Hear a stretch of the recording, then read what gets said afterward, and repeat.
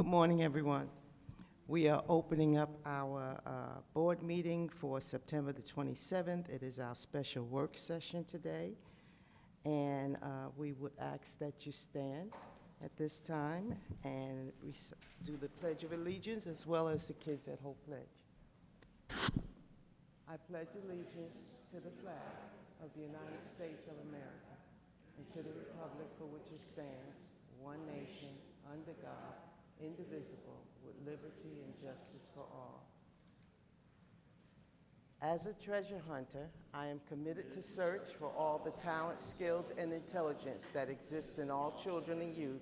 I believe all children are capable of success, no exceptions. Thank you so much. You may be seated. Okay. Today we have some items up for discussion, a strategic planning for our workshop, and we have several goals that our superintendent will be going over. Goal one will be to provide safe, secure, and predictable environment for students and staff in schools, on buses. And goal two will be to improve the English language arts performance in grades 3 to 10. Goal 3 will be to renew the referendum, which supports teacher retention and recruitment, school safety, expands mental health services, and provide resources for special programs. And Goal 3, we will go over to secure the district accreditation. At this time, I turn the meeting to you, Superintendent Prince. Good morning. Good morning, everybody. Good morning, school members, Madam Chair. It's interesting you just said safety. So I'd like to talk a little bit about, and Lydia can put up what's on our website real fast, because this is going to kind of dominate my day today, and also the day for staff, is the storm that looks like it's approaching Tampa to make landfall sometime tomorrow afternoon or evening. We had a meeting this morning at 8 a.m. with the EOC. We have an 11:45 meeting with the National Weather Service. We have a 12:30 meeting with our principals, and then we're going to make an announcement with regards to any school closures by 1 o'clock today. So I will make sure that I keep the board informed, and you'll be the first to know. Yesterday I did do a call out, school messenger, to our parents and also our employees, just letting them know that an announcement would be made with regards to any school closures sometime today. But we've set a timeline for 1 p.m. so that families could plan appropriately. With regards to today's activities, we don't anticipate. We did have a college night this evening that we're going to reschedule that simply because we had colleges that pulled out. So, but however, we anticipate today school activities will go on as normal. Today will be a normal school day along with after-school activities. Although Palm Beach canceled their after-school activities, we don't, at this time, we're not planning on canceling ours, but that may change between now and 1 o'clock based on the meetings and what the weather is going to look like this afternoon. But everything is going on as scheduled today, and that's our plan. So I'll keep the board informed. What I've been doing and trying to do with our board members is just sending you a group text, and I'll do that periodically so that you are the first to know with regards to anything that's going to be disseminated to the public, and that will probably be through a group text, because I know you usually have your phones with you, and email. Sometimes you don't have access to that, so I'll keep you up to date.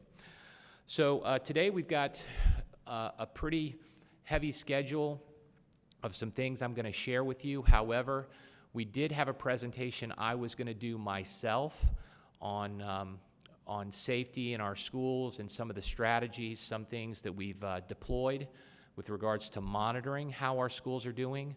Because of time purposes, how long it takes to get through some of these other presentations, I may push that back. I just wanted you to know I wanted to have time to get through the others. We're going to do a presentation on Juul and potentially entering a class action lawsuit and the reasoning behind that, and that will be done by Barbara Sadika.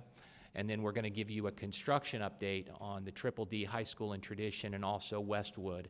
And I want to make sure that you have enough time to answer questions. Depending on the time when we conclude those, I'll make a determination whether we want to have the one I was going to do, but that was probably going to take a half an hour at least. It's a pretty detailed presentation, so we may push that. There's no urgency to that. But with that being said, if you just move us along, Lydia, where are we? Oh, by the way, any questions, I'm sorry, about the hurricane prep? I didn't know if the board had any questions about that. No questions, but a particular comment. I went to get gas today and went down to the gas station, and all gas was gone. So anyone that needs gas, you need to try to get it as soon as possible. Okay. All right, so today, clearly we're going to be having a focus on safety and security, and also I wanted to provide a referendum update as well. So, Lydia, can I borrow the clicker, and I'll just go through this myself real fast? Thanks. My clicker's not working. That's a likely story, Ms. Martin. So, yeah, exactly. Exactly. We had a running joke with the previous superintendent, Mr. Gent, could never get the clickers to work, so thank you, Lydia. So I think that was operator error, though. So I just wanted to give you an update. I wanted to give you an update on the referendum, and I would just simply say that district staff is kind of doing the heavy lift with regards to this. I want you to know there's a lot of things that have been going on behind the scenes with regards to getting some information out. We're working with a consultant, and also we have a PAC that is former board member Carol Hilson is chairing that. And right now we've raised about $65,000 through that PAC.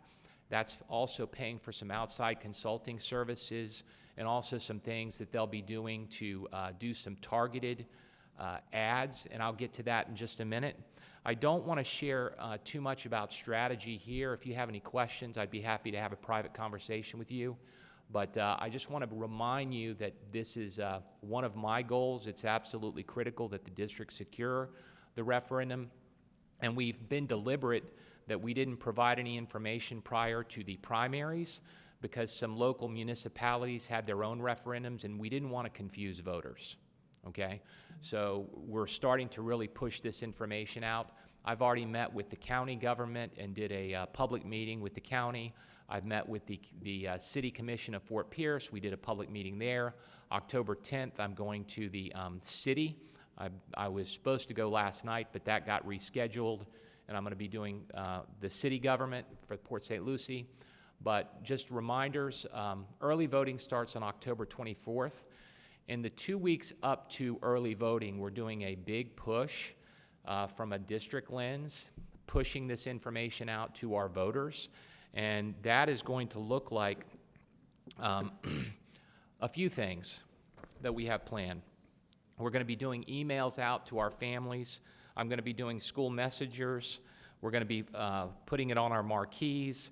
When parents sign in and sign out, they'll have the information there present so they can see and inform voters. We're also going to be doing some digital marketing, and that's going to be through our PAC, and I'll explain what that is when I'm finished, prior to Election Day. So the voters, also when families go into Skyward and also on our website, they'll see it on our splash page. We'll be pushing it out on social media.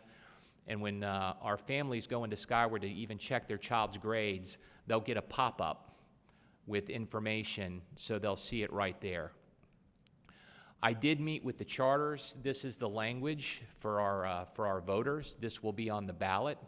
The one addition here has been distributing the funds to our charter partners. I did meet with the charter schools last week, an informational meeting, and provided them informational packets that they could push out to their parents, and also if parents had any questions, how they could answer those questions to those families. But they will get proportional funds beginning next year if the referendum renewal passes with the voters. Currently, we've raised $74 million. Most of those dollars go, once again, 70% goes to teacher compensation. And with the referendum dollars, this is how we've really addressed compression in our salary schedule.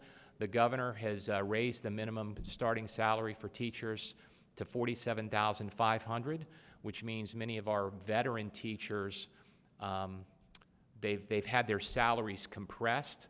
So the dollars have been distributed to try to adjust for that salary compression. Another big issue is having a school resource deputy on every campus. The referendum dollars goes to ensure that our boys and girls are safe, which is my number one goal, and maintaining that's absolutely critical. So this is the information that's communicated to voters, improving and maintaining our school safety, retaining and recruiting highly effective teachers, expanding our mental health services, and preserving our important school programs, particularly the fine arts. So right now, this is a breakdown of what our teachers currently get. So our beginning teachers get an additional $1,000 through the referendum. 1 to 5 years is $2,000. 6 to 9 is $5,000. 10 to 14 is $7,800. And we've added an additional tier of $10,400 for those 15-plus year teachers. And I wanted to make sure, and the board members, I know you know a lot of this stuff, but I just wanted to arm you one more time with it as we get into kind of election season for November 8th, so that you have this information if you're addressing any questions to any voters. We're focusing on the fact that it's renewal. Nothing is going to change for them. This is just simply a renewal. We do have a citizens advisory group. I let the charters know for next year we will be adding a charter representative. One of the issues we have with the charter schools is they have to make a determination how they're going to spend those dollars based on the ballot language. We have no control over how they're using their dollars, but one thing I emphasize with our charter partners is whatever they made a determination with, that it needed to be transparent. That it needed to be transparent, it needed to be communicated to voters, and it needed to be communicated to us, because we want to make sure that, especially with our oversight committee, that our charter partners, we know how they're spending those dollars, because if this is renewed on November 8th, in 4 years, we're going to have another renewal, and we need to keep that pact with our voters and be transparent. Here's a big one that we really need to focus on. Now, as board members, you are elected officials. You can absolutely go out and advocate with regards to the referendum. But with regards to the school district, you know, our mission is to educate voters, make sure they're informed on what's on the ballot. You know, we're not telling voters to vote for or against it. We're just letting them know what it pays for, what the ballot language says, and just to heighten their awareness, and they can make their own educated decisions based on, you know, the information that they're provided.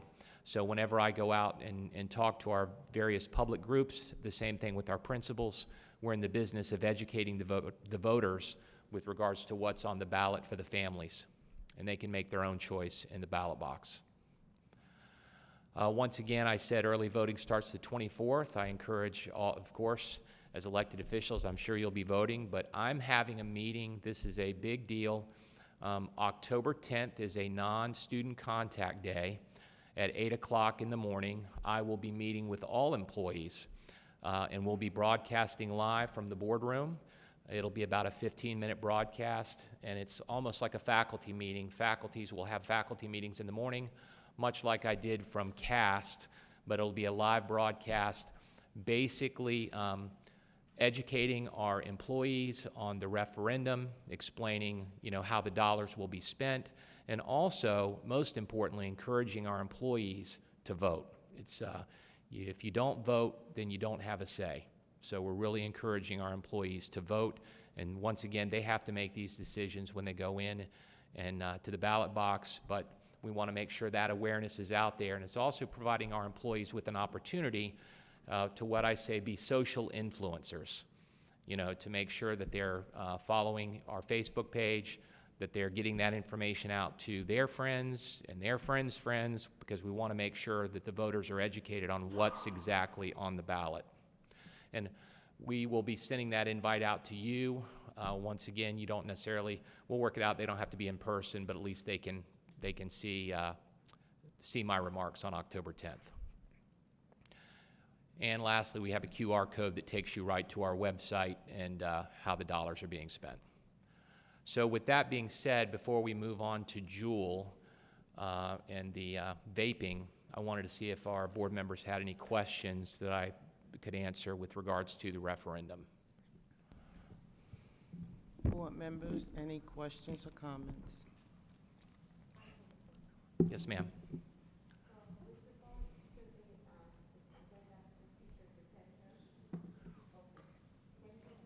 have to turn it on. I did. Oh, there we go.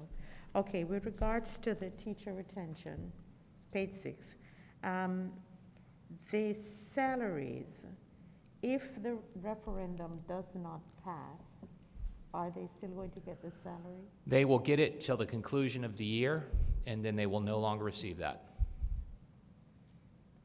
Okay, that was my question. Okay.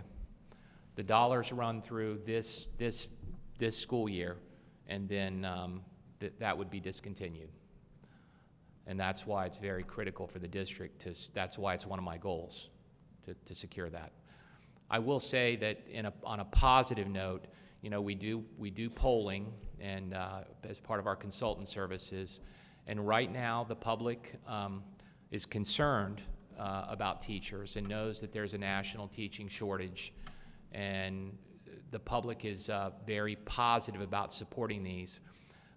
8 referendums went to the voters in the state of Florida over the primaries on August 23rd. 7 of them were successful. The only one that was not successful was Hillsborough, and Hillsborough has 7 board members. Out of the 7 board members, 3 of them did not support the referendum. So there was, I would say that it was not a good political situation in that particular county, and that was the only one that failed. Okay, so let me ask another question then. Thank you. In terms of the fine arts, could you explain how it works with the fine arts? So every year, Michelle Thomas, our Chief Financial Officer, gives us a budget, or basically says how much money. You know, it could be $350,000. I'm just throwing that number out. We have a rubric that we created back when we first received the referendum. There were principals on that committee, a number of folks that were going to potentially be receiving those dollars, and it's given proportionally based on your enrollments in those programs. For instance, if you're in a band program, first of all, as part of the rubric, the band actually receives more dollars because the instruments and instrument refurbishment is more expensive than, say, if you have an art class and you've just got paper and paint. So we have a rubric that is all also part of our Citizens Oversight Committee that is shared as to how that works, but the dollars are given proportionally to your enrollments in those various programs. Yep. Mrs. Richardson, too, if you go online, you can click on the art part of it, and you can go school by school on which school received their funds and when they've spent their funds too. And some schools won't spend it until later on in the year, buying for the next year. But if you go online, you can see how much each school received, and it's still on there, right? Yeah. Okay, I just wanted to make it, I started thinking, I don't know. So, but yeah, you can do that too and see how they spend it. And it won't tell you exactly how they spend it, but they spend it. Yeah, and all that information too, Mrs. Richardson, is available if you want to know how a school spent their dollars and exactly what they spent. We have that. And also, if they scan the QR code, that takes you right to the website. You'll see a pie chart. You can literally click on the pie chart, and it'll show every school how much they had and what they spent the dollars on. Thank you. Believe it or not, I just learned how to scan that QR code. Okay. So I'm just saying that maybe some parents Yes. are not technologically savvy. That's- So that's the reason for the question. I just learned that this year too. So, yeah, but it's also on the website, and it's literally on our splash page Like if you go to our splash page, on the far right it says referendum, you can click on that. In fact, Lydia, can you go up and show them real quick? Because I want the board members to see how prominent it is. It's not like it's hidden somewhere. It's right there for the voters.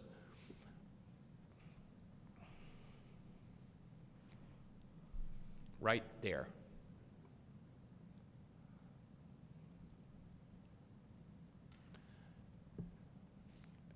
And then if you scroll down, you'll see the pie chart, and then it shows literally how those dollars are spent. And if you double click on the 70%, Lydia. I think she's doing it on the arts first. Yeah. But you can double click on the blue, I thought, and it'll go down and give it in detail. Is that in that yet? No, because this is brand new this year. Oh, got it. so But if I'm you go to the gonna show next one, last year's. yeah, they haven't gotten all that. There it is. So Does you that tell you by the school? And it shows you exactly how much. had art supplies and art books. And you'll notice of course, the high schools get the most dollars, and they have the largest programs, but it's given by enrollment in the various programs. Some schools have like Thank you, Ms. Richardson, Ms. Richardson, for those questions, because as you said, it's good for the audience and the parents that are listening to the board meeting to be able to have a little bit more clarification. I think this is like full transparency, because sometimes we just assume that, you know, everybody understands and knows. So rather than assume, I think we need to just, you know, just explain sometimes, you know. Yes, So, ma'am. Thank you. Okay, so we're going to move on to Jewel, and if I'd ask Barbara, and also as we boot this up, Barbara's going to share a slide with regards to the number of incidents that we've had with vaping. This is a real crisis with regards to how many of our children have become addicted to these products.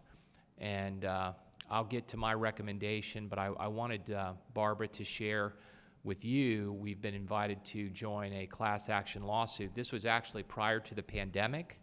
Mr. Gent was going to recommend that we join this, but the pandemic kind of put everything on hold. So I wanted to revisit this, and I'm going to let Barbara share this information. Thank you, Dr. Prince. Madam Chair, board members, Superintendent Prince, good morning. As Superintendent indicated, I would like to share with you an opportunity to participate in a litigation that's currently pending in the state of California against Juul. Juul is the manufacturer of an e-cigarette device that has become quite epidemic in our schools in recent years. There had been a concerted campaign to reduce smoking among youth for decades, and it was quite successful until Juul came along. Nicotine is a highly addictive substance, as you all know. According to the Surgeon General, over 90% of adults who regularly use nicotine started using it before the age of 18, and 99% started using it before the age of 25. Big Tobacco has historically tried to create their customer base with young people to get them addicted so that they have lifelong consumers for their product. Juul has been dubbed the iPhone of smoking and vaping devices. In 2015, the Surgeon General determined that vaping was an epidemic. This company is the fastest growing company to reach the $10 billion valuation in history, and Facebook is number 2. In 2018, Altria, which is essentially Philip Morris, the tobacco company, purchased a 35% interest in Juul for $12.8 billion. And what has been alleged as part of the litigation is that Juul has deliberately created products that appeal to young people, and they have marketed them mostly by way of creating flavored devices that are more appealing to youth. Essentially, the youth vaping market went from virtually zero in 2010 to now 22% of Florida's high school students are vaping. This is what Juul looks like. It's attractive, it's modern, and if you take a look at the upper right-hand photograph, it looks very much like a USB drive, which we insert into our computers. It's easy to conceal, and our young people are carrying them in school. They're smoking them in the bathrooms, and some have been so bold to actually smoke in the classroom. This epidemic has impacted Florida's high schools, and approximately 2.3% of Florida high school students currently smoke cigarettes. However, the rate of students who are vaping is 22%. And we're all familiar with problems involving the use of nicotine and tobacco. Nicotine addiction is one of the greatest addictions that we face as a nation. In developing adolescent brains, it can lead to lifelong addiction. It can be a gateway to other substances and addictions.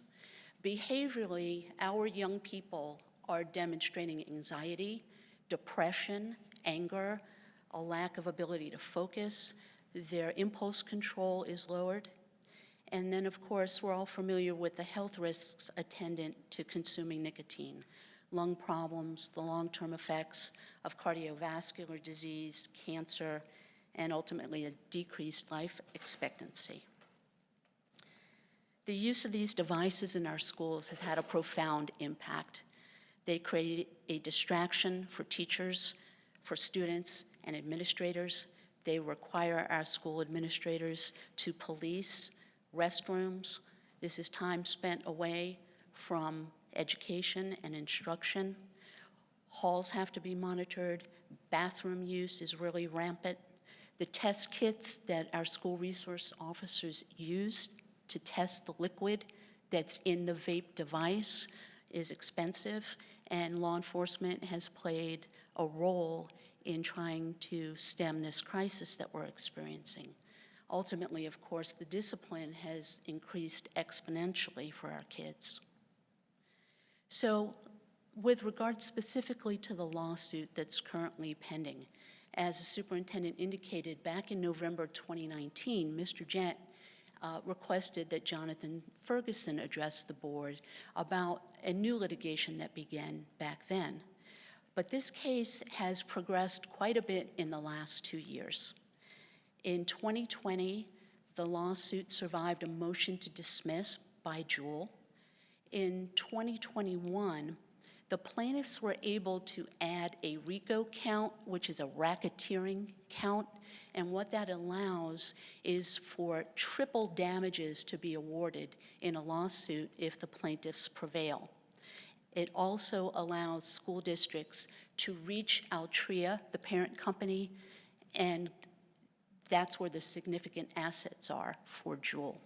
Currently, over 1,400 school districts have joined this litigation nationwide, including 13 of the 15 largest districts in the country. Specifically in Florida, we have 16 districts that have joined. And here's a list of the districts in our state that have recently joined this litigation. They include Palm Beach County, which is considered a bellwether plaintiff. They've had a lot of activity in this case. Most recently, last week, Hendry County joined. Your school board attorney, Ms. Shattuck, represents Hendry. What's interesting is that Polk County recently joined, and 2 years ago, they took a pass on joining. This time around, however, because the lawsuit has been making its way through the courts, and San Francisco's Unified School District will be going to trial in San Francisco shortly before Christmas this year. Polk just recently joined on because the only way truly to hold Juul accountable for the crisis that they've created is by virtue of this lawsuit. Just this month, Juul settled for $438.5 million in a lawsuit that was brought by 33 states and Puerto Rico. And that followed a 2-year investigation into the company's marketing and sales practices to underage people. Part of that settlement includes Juul agreeing not to market to youth. That settlement, however, does not affect the state of Florida. Our Attorney General did not join that. And it also does not affect any school districts. So in terms of answering the question, why get involved with this at this time? There's no expense for the school board to join this litigation.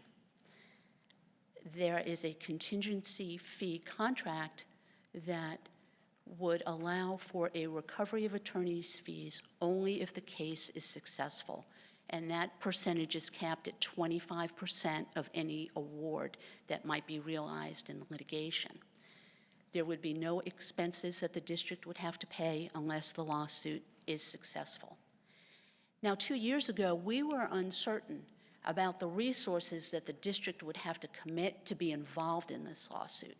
But because this case has moved so quickly, what we are told by the law firm that has essentially solicited the board is that approximately 5 hours of staff time would be required to complete a plaintiff's questionnaire, and that would be the extent of that involvement. Now, as Dr. Prince has said, this really is where the rubber meets the road, and that these numbers indicate our students who have been involved in vaping incidences since the 2017-2018 school year. And what you can see is that in 17-18, we had 40 students who were involved in vaping incidences. Last year, that number was 842. Barbara, if it's okay, I want to jump in. Yes. And I just wanted the board to really process this uptick that we're seeing. And it's not just high school kids. These are middle school kids, starting in 6th grade. We've seen vaping in our elementary schools. This is a real crisis for us with regards to the addictiveness of this product and the boldness with which also the kids are doing it, because quite honestly, cigarette smoke tends to linger, whereas the vaping disappears far quickly. It's quicker to dissipate, and the students are even bolder than you might think with regards to where they're doing this. But my biggest concern, and even my own daughter who's in 8th grade coming home and talking about these things, and how many of her friends and in her peer group, she's got responsible boys and girls that she is basically in her peer group, and how many of these kids are vaping. It's unbelievable. So Barbara, if you go to the next slide, and I'd like, the board and I did ask, and I'm glad Ms. Shattuck's here because she does represent Hendry County, but it is going to be my recommendation that the board, that we join, St. Lucie Public Schools joins this litigation. And the biggest question I had was the cost and time to the district. And because I did talk to Barbara and where they're at in the legal process, I think you used the term discovery, that there would be a finite amount of time that we would have to expend, that it wouldn't expend a lot of staff time. And I thought the benefits far outweighed any unnecessary cost to the district. So that would be my recommendation, or moving forward into the October 11th board meeting. And at this time, while Barbara's here, we'll take any questions or comments from board members. Board members? I had a couple of questions, but you basically, no, it's on, but I have to pull it closer to me. Okay. I had a couple of questions, but you basically answered it. Okay. One of my questions was, is it very addicting? And, but one question I want to know, is it as harmful as smoking regular cigarettes, vaping? And also, I wanted to know if you could smell it, because I don't know much about vaping. And, you know, and I think you kind of answered that, where you can smell it, but it doesn't last as long. Is that what you were saying? Yes, and I think Barbara mentioned that it is flavored, and it does have an odor, but it dissipates quickly. The addictive qualities are the same as any nicotine product. It is incredibly addictive to students and has the same harmful effects as smoking does. The challenge you have is from the kids, from an appearance. It doesn't leave a lot of smell on their clothing and those kind of things where it's detectable. And in a lot of ways, it makes it a lot worse because kids are literally doing it all day long, especially on weekends and in the evenings. You know, you literally see a chain smoker, and I go back to people I knew in the 70s, you know what I mean? And now this is the same kind of thing, but they're literally, you know, if you go to a park and look around, I mean, it's opened my eyes because I knew I was going to talk about this today, but it's really been on my radar because I'm just looking around when I go and I see young people, and it's incredibly addictive, and it's impacting our school experience. Well, as Barbara already mentioned, we did a campaign against smoking many years ago, and I was part of that group at the health department, and my job was to campaign for at-risk students in our community with the smoking effort. And there was 5 of us at the health department level. And a tremendous, by campaigning and really focusing on it, it really brought down, not just for students, but for the whole community, the effects of smoking cigarettes. So that was one of the other things I was saying was, why haven't we joined yet? And you've answered that basically, why, and Barbara, you answered it as well. But you may just want to go back over that a little bit, why we have not joined as of yet, looking at these other counties that have joined. We were approached in the latter part of August, and then about a week later was when Jules settled that $438 million lawsuit. The superintendent was adamant about bringing this to the board's awareness so that he can hopefully place it on the agenda for the next school board meeting on October 11th. What happened was in November of 2019, when the presentation was first made, shortly thereafter, we were hit with the COVID pandemic. And the chart that I initially spoke about, the only dip in numbers occurred during that 1920 school year when our students moved to at-home learning. As soon as they came back in the 2021 school year, there was a tremendous spike once again. So this is a new law firm that has solicited the board, and we have brought it to the board's awareness as soon as we could capture what's happening, and there's been a lot of activity. And the attorney, I spoke with him just the other day, and he feels as if the timing of this is perfect because we will not have to go through that long discovery period that Dr. Prince talked about. We would have a commitment of a handful of hours to gather some data for the lawsuit. Also, Dr. Mills, I will say that back in November of 2019, it was Mr. Gent's intention to bring this and recommend this to the board to join that lawsuit, but because of COVID, we got sidetracked, of course, in that pandemic, and now we're bringing it back to the board for consideration. Any more comments or questions, board? Chair. Oh, Yes, Ms. Jack, you got the floor.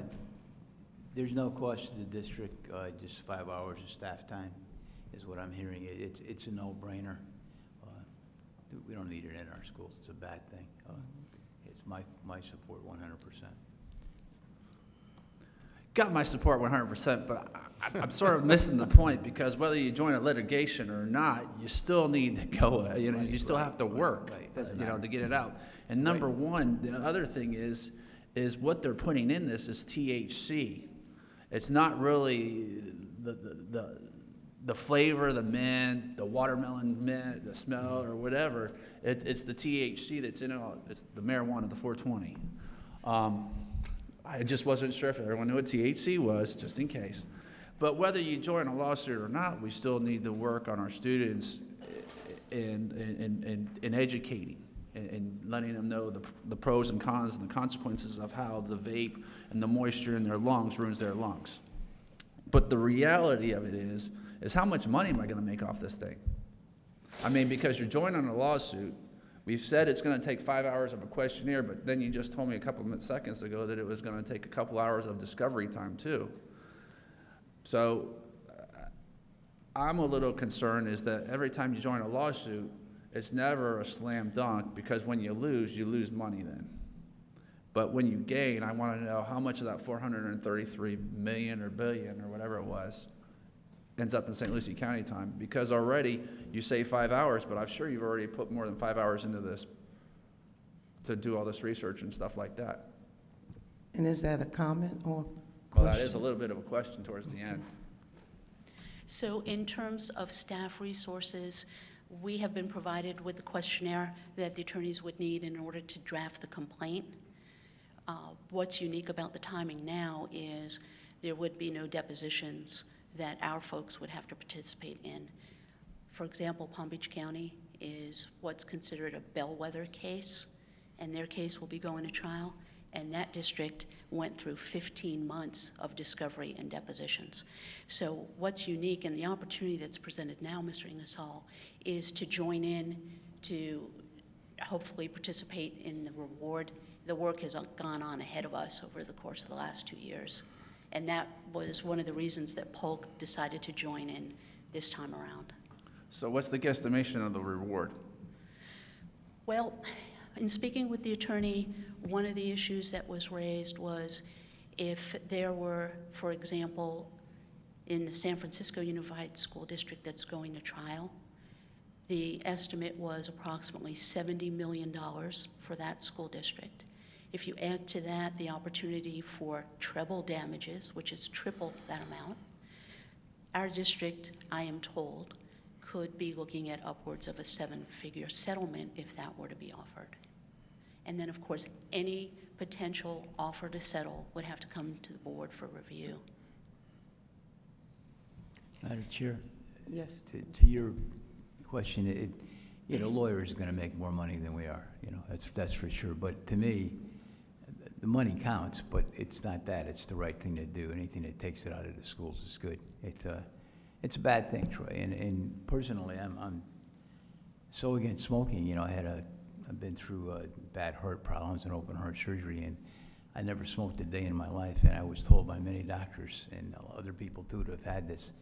The heart and the lungs go together, and you destroy your lungs, you have a problem like I had. I would have had a different outcome. So everybody told me that. So I had clear lungs, and fortunate enough to fight it off and have the open heart surgery. But it destroyed your lungs. The other family members that died from smoking, every day of their life they smoked. So just to get it out of the schools, I know the money is one thing, but it's minimal staff time, and it's the right thing to do. So I appreciate you. You're right, though. No, I'm one of those that want, cost benefit, and, I have a feeling this will cost more than the benefit. I don't think so. So, I mean, regardless, people are going to go after them, and it's going to be out of the schools, and that's, that our educators have policies. Getting it out of the schools is our responsibility. It's us who guides the relationship between the school district and writing the policy for it. This is just an added litigation. So, You mentioned, Troy, about the importance of making sure that we have programs and have training and have teaching and have, we can decrease this like we decreased tobacco use in schools, and not just in schools, but in the entire community, and save a lot of people. I'm along with what Jack is saying about the importance, the benefit of health, the benefit of well-being that far outweighs the benefit of what might occur in expense. And I'm hearing very clearly that this is a good time to join in regards to the financial expense that it would have taken maybe previously. But for me, the health of people far outweighs what expense that we might incur, especially with it being minimum from what I'm hearing here. And to your point, Dr. Mills and Mr. Ingersoll, I would not have brought it to the board if I thought it was going to be a time and expense to the district that was unreasonable. After multiple conversations with Barbara and even a phone call to Ms. Shattuck, you know, I felt in my best judgment this would be the right course of action that would not only send a message of how important we believe this is, but also I think reap the benefits once I do believe they will reach a settlement on this. I have a question. Thank you, Madam Chair. Yes, Ms. Richardson. So the point of this exercise, joining this, is the benefit.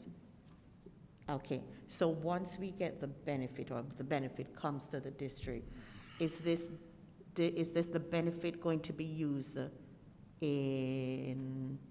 Well, I'm sure the benefit will be tied to, and maybe the attorneys can answer this better than I can, but it will probably be tied to some sort of an educational process for the students to deter students from vaping. I'm sure it will be directly aligned to supporting this initiative, you know, as to how any settlement dollars would be spent.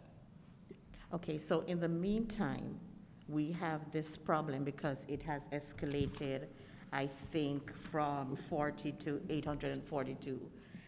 So we are at 842 students right now. So what are we doing right now then for these 842 students? Well, I'm just saying that was last year. This year, as part of, Probably you know, more. my goals is to, you know, focus on the behaviors of our students. You know, vaping is one of those level 3, 4 events that we're focused on. I will be sharing at this board meeting, if we get there, some of the initiatives we have with regards to how we're tracking our data and how we're deploying resources. But the bottom line is, I can see where these incidents are occurring. I can track and see where our biggest challenge areas are with regards to schools, and we focus our deterrence effort where we see the biggest concerns. Okay, but what are we doing right now to Helen, you want to I go ahead guess? and get up and answer that? Yes. Because I know that with student services, that's with regards to what options we have for students that do vape. Correct. It is part of our health education program and standards currently, and it is taught in middle school and in high school. But more specifically to an initiative we started here in recent years, we do have a program when students get caught vaping, where they can go through as an alternative to some of the discipline, or in addition to it, they can go through an after-school program taught by student services professionals to teach them the dangers of vaping, because it's really about changing their behavior and having them understand the impact of those decisions. Okay, so the kids, if I understood correctly, they are vaping, they are bold enough to be vaping in class. So that is an issue right there. So when they do that in class, as opposed to, because they do it outside of school, but when it's done in class, in front of the teachers, what are we, explain to me what happens, what is the process? So it's a combination of both the discipline consequences, the teacher or whatever adult witnesses that would write a referral, a discipline referral, and then that is processed. The individuals that are working with that student are going to look at things like past history, first time, repeated behaviors, that type of, those types of variables to make the decision about the consequence for the child. And then they're also going to be offered the opportunity, with parent permission, to participate in an education program after school specifically targeted to that behavior, to change that behavior. So it's a combination of the defiance, and when it is an incident that happens in the classroom, that's a different level of defiance that is addressed separately, in addition to trying to get them educated about the specifics of vaping. Okay, so, right, so that, are we including the parents, therefore, then, in this, in the education, especially of the frequent flyers? The parents have to agree to the child participating, and they do come to the first session. All right, those are my questions, I believe, for right now on that. Thank you. Thank you. You also mentioned about that we have it in our health curriculum, Dr. Wiles, as well, and that's the preventive part that I'm hearing, rather than wait until, I mean, we have to do both. You know, we have to address, defiances and the use of it, but we also have to educate ahead of time. Yes, Dr. Mills, we have a substance abuse curriculum, grades 6 through 12, that covers all of the substances that students tend to abuse. So if there was any specific questions, I'll have Helen and Ivy come back up. But that's in our curriculum, yes, Dr. Mills. I'm sorry, one more question. In terms of the elementary, because you said grade 6, but you said vaping is also in the elementary school as well. So are we addressing that in the elementary schools? with the- Yeah, yes, actually, substance abuse education is actually K through 12. It starts with refusal skills, teaching students how to avoid peer pressure and those types of skills from a very general level. If an elementary student is actually making those decisions that young, then we would put them in the other program that targets the very specifics of that behavior. We also work with the health department in their tobacco prevention health curriculum as well. You know, one thing that the attorney said was about the 33 states, and that, so they are not, what is it begins with an A. What is the name of that company? Atria? Atria, yeah. Yes, Altria. Altria. Okay, so Altria has agreed not to sell or market their product in those 33 states, of which Florida is not one of them. So they are still marketing, they are legally allowed to market in the state of Florida, They are that not to- product. They're not to be marketed to minors. Part of the settlement with the 33 states included an agreement to not market through the use of cartoons depicting people younger than the age of 35 in ads, hiring youth social media influencers, and offering free samples to young people. So yes, Florida has not participated in this settlement. But I guess my question is, so they are legally allowed, they can do whatever it is they were doing in Florida, but not in these 33 states? That's correct. Okay, and so, and they can do it in any school district in the state of Florida as well? Okay, all right, thank you. Thank you, Mr. Richardson. Madam Chairwoman, just for our viewers at home, we don't have kids sitting there puffing in front of teachers. You know, kids are pretty sneaky. They're blowing it in their shirt. They have a sweatshirt that they'll put their head down and exhale into. So it's not like something that teachers are seeing. They have to somewhat, be a little bit proactive. And our teachers are doing a phenomenal job at catching them. I just don't want people thinking, our students are vaping all over the classrooms, and that's not the case, or in the I hallways. didn't say that, that was what was said. I was just repeating what I heard.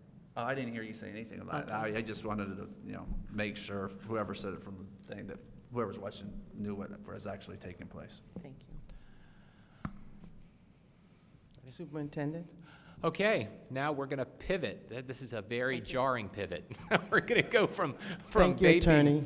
Yeah, Thank you, Attorney. yes, we're going to go from vaping to the new school construction, and I'm going to ask Mr. Derek McSween to come up and share with you our updates on our projects that we've got going on. And also, if we have any questions, we'll be happy to take those at that time. Derek? Good morning. And good morning, Madam Chair, board members, and Dr. Prince. It's glad to be back here again to give an update from where we were back in April. And this is going to be an update on our Triple D high schools, the agenda, and a little bit on Fort Pierce Westwood as well. The agenda will be a project update, and we will be focusing primarily on the project update and not the programming. Some regional information. We'll be talking a little bit about design development, where we are. As you can see some of the renderings that we brought forth today for your review. We'll be going over some of the project updates for Fort Pierce Westwood, talking about some of the conceptual, very, very, very early schematic plans that we have for Fort Pierce Westwood, and then talk a little bit about the schedule and next steps. Since we met with you last on April 26th, and if you look at the timeline here, the items that are bolded are items that have had board action taken. So back in April 26th, we presented our conceptual plans to the board. Since then, we've met with the City of Port St. Lucie, our construction manager. We've had interviews and made selections. We have done committee reviews on the schematic design package. And then back in June, we had a board approval for our construction manager agreement, which we'll talk about in a minute. Since then, we've gone through schematic design packages reviews. We've met with the fire and building departments. We have met with the EOC, the Emergency Operations Center staff, schematic budget reviews, which we're working through right now, and construction compliance audit. We brought in an outside construction auditor to help us with this task, to make sure that we are getting the right fees for insurance, for bond, for other components of the project.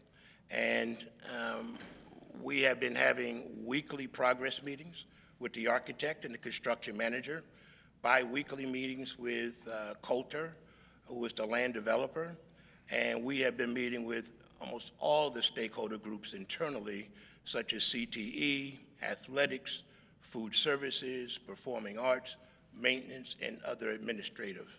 And today, we're going to give a design development progress update for the board.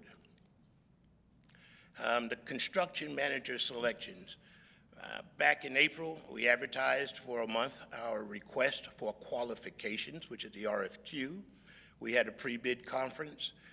We shortlisted back in May 5 firms, which we received presentations, live presentations from, and then we decided as a team to select Core Remnant to be our construction managers, Core being a national firm and Remnant being a local firm. And we have some of our representatives from our team sitting over here with Remnant, and we've been doing it's been a great team so far, and it's been moving forward fast. If you look at this rendering here, this is a drone shot that we took back in March 25th. As you can see, the up front, if you're looking at this angle, you're going west on Crosstown Parkway. If you go down 95, get off at Crosstown and make a right, go to a dead ends, you will see a new development. I think it's about 2,500 acres being developed. And way in the back corner there, you'll see our high school Triple D. That was back in March. Just a couple of weeks ago, we went back and took the same drone shot, and you can see the development is now progressing rapidly. It is, the underground utilities have been put in place, houses and facilities are being built. We even have the outline of Crosstown Extension, which you can see right there. You'll see where the arrow is in the yellow square is the location of our site. Those brown piles that you see along there are about 20 to 30 foot high mulch piles. And I must make a note that those are not our mulch piles that are on fire. It was not our mulch. It was not our mulch. We want to make sure that that is very clear. What the developer is doing right now, you'll see up front, they have until mid-October to clear the mulch out. Derek, real Yes. quick, just a point of question Sure. from a perspective standpoint, because you can see them clearing the mulch out on like a fourth of that property there. Just to get an idea, because we've driven out there, how tall, how high is that mulch? 20 to 30 feet tall. It's just crazy. I've They're never huge. seen anything like it, like literally 3 stories of mulch. They're huge. And they're moving at a rapid clip. So we are anticipating them removing that mulch within the next 30 days and also bringing in some dirt and some fill to give us our building pads. These are some of the renderings in color that we are looking at. We haven't finalized materials, we haven't finalized colors, but this kind of gives you an idea of what the new high school will look like. Very warm, inviting. It's a beautiful, modern, state-of-the-art facility. This is the auditorium for the facility. And this basically is the layout of the campus. And as you can see, the front of the building, or the main administration building, which is that 2-story building up front, is front-facing to the crosstown extension, similar to Treasure Coast High School and Fort Pierce Central. This is the first floor of the new administration building, in which we'll have classrooms and administration in this particular area. On the second floor, we'll have some more classrooms, administration areas, and I believe we'll also have a science classroom up there on the second floor. This is our second building, which is our gymnasium and cafeteria, locker rooms, and concession areas. And then we have our Performing Arts Center. This will house our performing arts, our CTE, which will include many of our technical classes. And we have been in conversation with Ms. Whitaker, with Dr. Perry, and others, Alicia Seitz, with regards to the CTE programming, the performing arts programming, and other programs that will be taking place in these schools. One caveat, just for the board, for this particular meeting, I want to focus on construction, not programs, you know what I mean? Because we'll go down a rabbit hole with programs. We're communicating with the EDC and also with Helen and all the departments, career and technical education. So I didn't want to get into that today. This is more of a facilities update with where we are on construction. The other issue, Derek, you didn't really talk about it, but I wanted to talk about why we're able to move so fast on this particular project with regards to the reuse. Oh, with the reuse of a design? Yeah, so talk about that briefly before we pivot back into this. Yeah, we have hired Schenkel Schultz Architect, one who has completed several projects for the district. And we are basically using a prototype of another school, which has saved us both time and money on this particular facility. So it has allowed us to expedite the project and also helped us kind of stay in line with the programming of what we're trying to do. Yeah, and I wanted to add too, it's just a big dollar saving for the district to go with the previously used model. And we did do a workshop with the board where we actually went and visited Polk County and the high school there, that we kind of used that as a prototype. The big difference between that project and this project is we went 2 stories, where I believe that project was a 3-story project. But we're on time and on schedule with this. And before we pivot to Westwood, I wanted to see if the board had any questions with regards to what Derek just shared. Board members? Yeah. Mr. Madam Kelly? Chair, I'm not going to get into where the high school's located. It is part of that. I've given up on it. I voted for it, okay, but I do still have a concern, and I think maybe it can be resolved. I didn't get into Mr. Gent because he disagreed with me on what I said, but and I guess I'm sure you do, or Mr. Sanders knows, that from where you show Village Parkway there, where Village Parkway is, all the space between Village Parkway and what's our road? Your reserve? Is it the reserve? Range Line Road? No.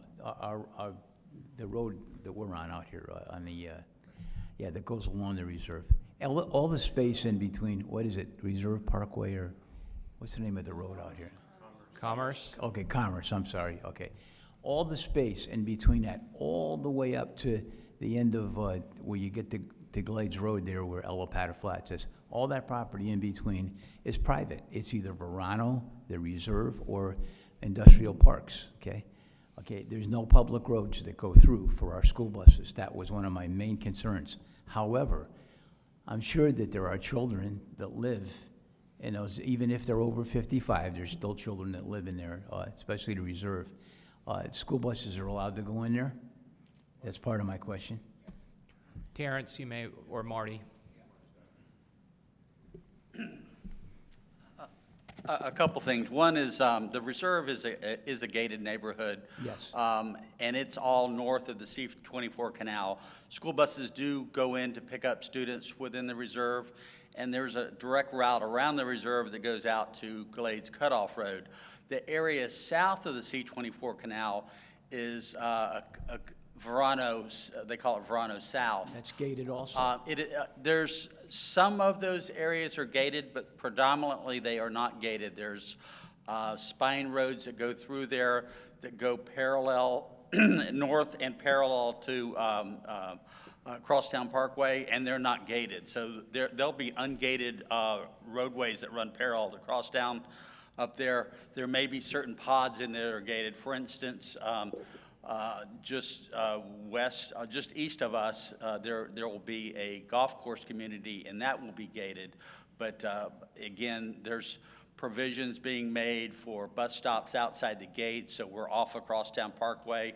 So a lot of that will be actually within proximity and walking distance to the high school as well. Well, my question is this, Marty, and I got the right guy. There's even more there that hasn't even been built on yet, but can would we be able to negotiate with all these HOAs to allow the school buses to go through? Yeah, That's the answer. We're doing that. That's part of our daily routine, reviewing site plans with the county. We look at every one of those gated neighborhoods and say, where can we safely provide services? It's not always best to go inside the gate. Many times it's outside the gate, and we're doing that. One thing I did forget to mention, there's a grid of roadways that run east-west throughout Southern Grove, Riverland, and Wilson Grove. And I believe there's 4 east-west roadways, Becker, east-west 2, 3, and 4, that all run parallel between like Village and Rangeline Road. So there's going to be multiple routes that continue. That's all south of where I'm talking about, though. Correct. Okay, Yeah. I'm talking about the north part. Yeah. And the correction is that if we could have an agreement with these HOAs to allow the school buses in and to go through to Glades Road, then I would be real happy, and I think everybody would. Yeah, Mr. Kelly, I can provide you an overall drawing of the Verano and showing where that spine road goes through that's ungated, that gives us that parallel route. Okay. I know these communities well, and annexations and everything we did, and they do not like the public coming in their communities. But if we can get the school buses, it behooves them to let us come through there anyways. And the buses are not I mean, our buses are very, very legal, and they're very safe. So it would just, I would feel better if we knew we would be able to go through these neighborhoods, and I'm sure that you guys can negotiate. Send him, he looks, first time I met him, I was afraid of him. As soon as he smiles, though, you lose the whole thing, so the intimidation. But send him, don't smile when you go, though. Just tell him you want it. Yeah. That was my only concern. And Mr. Kelly, some of those communities are much larger than others, as you're Yes, saying. right. Verano is constantly building. It's going to be I know. humongously huge. And so we want to be ahead of You got that. another golf course coming in there too, but the Yeah. reserve's large too, but there are children in Maybe we there. can cut through their golf course. Yeah, that's Maybe we can right. work that agreement out. Get like a school Yeah, that'll bus go golf over cart, you know? Call it a Yeah, bus path. Yeah, but Right, it's a instead big of a cart difference. If path. you gotta go all the way around that out to Glades Road, it takes a lot of time, and I'm sure that they'll agree with us, you know? Okay. We'll definitely follow up with Marty and And if it's okay, Madam Chair, we're going to pivot to Westwood, or do Yes, we have sir. any others? Question. Yeah. Yes. Comment number one, it's always good to deal with local builders. I want to thank Brian Garcia and Brandon Noble for being here, number one, and being locals to understand my concern right now. So as I lift my concern, they are like, oh, we understand. But building a school is good, but the logistics of it is the most important part, and understanding parent pickup and parking and such like that, predominantly at a high school, is key. So we need to make sure that this traffic flow is done and done correctly, because I have concerns at Central High School. We were there the first day of school and we saw how long it took, but that pattern is still not fluent for the local taxpayer. You're right. So I'm just saying it. So as we look at that, I saw the drawing really quickly that one of those things, we don't need to see it because I know Brian's here and you guys are here, but I saw the road comes out into the bus loop. So we have to, and if we went into Central, just using Central as an example, and Marty's a phenomenal person, and Marty is gonna probably help us with Central here pretty soon. But when you turn into Central, it shouldn't have been a single lane. It should have been a double lane in there for buses to go one way and students to keep on going, because there's a massive backup there. And there's also should have been a parent drop-off different than where teachers park and stuff like that. So please keep these concerns in mind.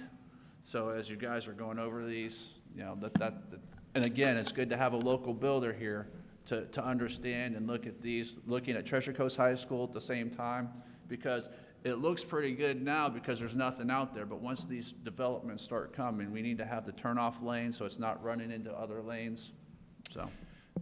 And we agree with you, Mr. Ingersoll, and we have been looking at that. We've included our transportation teams, we've included Marty, we've included the county, cities as well. If you notice more on that site plan to your left, the actual image, shows where the students would go past that front parking, so there is roadways down coming through it, and then the staff and bus parking on the other side, coming in, making the right-hand turn. But you'll also notice there's another outlet for the bus to go over to some of the spine roads that are there. I think that's Road A. So we have built that in there. We have lessons learned, and that's what you're talking about from Central and Treasure Coast. That has been part of our planning and our thinking and our mindset from the get-go, and we've involved all parties to take a look at the very concerns that you're expressing to us. And that is continuing. We're still moving that forward through all the different meetings we have. Go ahead, sir. Thank you, James.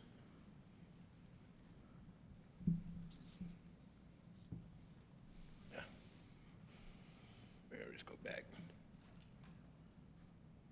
Okay, we can talk about Westwood High School a little bit. Just pivot a little bit. We are in the very early stages, as I said at the very beginning, with Schenkel Schultz, who is the architect on this one as well, doing our pre-schematic design, trying to understand where we want to locate it and what the orientation of the building will be. Back in April, we did a project update presented to the board in May. Board approval of the final Castaldi report, which we sent up to the Department of Education. In August, we had the board approval of the architect agreement, and then we began surveying, and we're doing environmental assessments out there right now. Since April, we've had progress meetings on a weekly basis with the architect, regular meetings with the land developer. Again, we're starting to meet with the various stakeholder groups, such as CTE, food services, athletics, performing arts, maintenance, and administration. This particular site has a couple of additional factors to it, such as a farm out there with animals and so forth. So it has a little separate component that we have to take into consideration as we go through with this. And today we're just giving you a conceptual site plan on what we are thinking it should look like and where it might go. The road that you see going north-south, I guess that is Angle Road, and the road going into the existing site is Panther Lane. And we are looking at positioning the school so it's front-facing Angle Road there. Back in the back left-hand side up on top are some wetlands that we have to mitigate and work around. We're going to have the athletic fields, the parking, and so forth. But again, we're just at the preliminary pre-schematic design phases and meeting with all the stakeholder groups to, one, nail down and finalize the position of the building, and then move forward into contractor selection. This is what we use to manage. It's a CPM schedule, a critical path model of a Microsoft project schedule. But instead of trying to have you read through this, we pulled out the major project milestones that are identified on that schedule. And if you look at the milestones for DDD, we are right now, design development is supposed to be completed back in coming October. We're a couple of weeks ahead of schedule on that. I want to keep it that way. And we're looking at getting to our GMP, which is a guaranteed maximum price. It's just another term for how much is this school going to cost, sometime in February, March. Starting a construction in May. We're looking at some phasing and some opportunities to break ground earlier than that, possibly in January or February, so we can get a jump on some of the logistics that we understand that's happening in the market with materials and getting things that are long lead items ordered early. For Westwood High School, we are moving at the same clip. October, let's see, where are we? In June, March, July, construction documents next year. But right now, we are pretty much ahead of schedule with our design for Westwood High School. And we'll save any other comments as we move forward for our next presentation. And are there any, that was very high level, just kind of give you an idea that we're working on this. Any questions? Any questions, board? I have a question. Ms. Richardson? Is Westwood going to be the exact replica of that DDD high school? Is it going to be the same school? I would say it wouldn't be the exact replica because there are different programs that's going on in Westwood than there are in DDD, but it's going to be very similar in size and the square footage. The square footage, yes. and for the most part, the programming of the school and how it's laid out will be very similar. Well, that was my exact question, so I got my answer. Thank you for that question. Board members, I'm gonna have to apologize. I'm a little distracted. You have to understand we've got a potential Category 4 storm bearing down on Florida. I'm getting inundated with texts. We're gonna have to move up our principal meeting. I had planned to have it today at 12:30, but we're gonna need to move that up to 10:45. So we're not going to have the Power BI presentation. I do want to make a couple of acknowledgments. I will commit to doing this next month in October at our workshop. I just want to remind you a couple of housekeeping things. You did get this flyer. Our next board workshop is on October 25th, and there is an event that's kind of cool that involves our students. It's a culinary cook-off, and the judging starts at 11 o'clock. I'm hoping that our workshop concludes, that if any board members want to go and participate that they will have time to do that in October. I also want to acknowledge a couple of folks that were going to be here for the presentation that I'm going to push back, and that's Jacunti Prince with Transportation. Jacunti's done an outstanding job with our transportation department, and we're working with transportation far more closely this year with regards to safety and trying to create a culture on our buses so that when students, that first interface they have is a good one with our bus drivers, and our bus drivers have gone through extensive training, and he'll share that next month when we wrap back around to this. But also some really innovative things that we've done with regards to our progress monitoring and also the ability to deploy support to schools where we see challenges or problems. We have some computer, our IT department is here, and they've been instrumental as my work as the deputy superintendent, and really cutting-edge technology stuff that is our intellectual property. And Jim, give a wave. Jim, you're going to be back on October 25th, I promise you.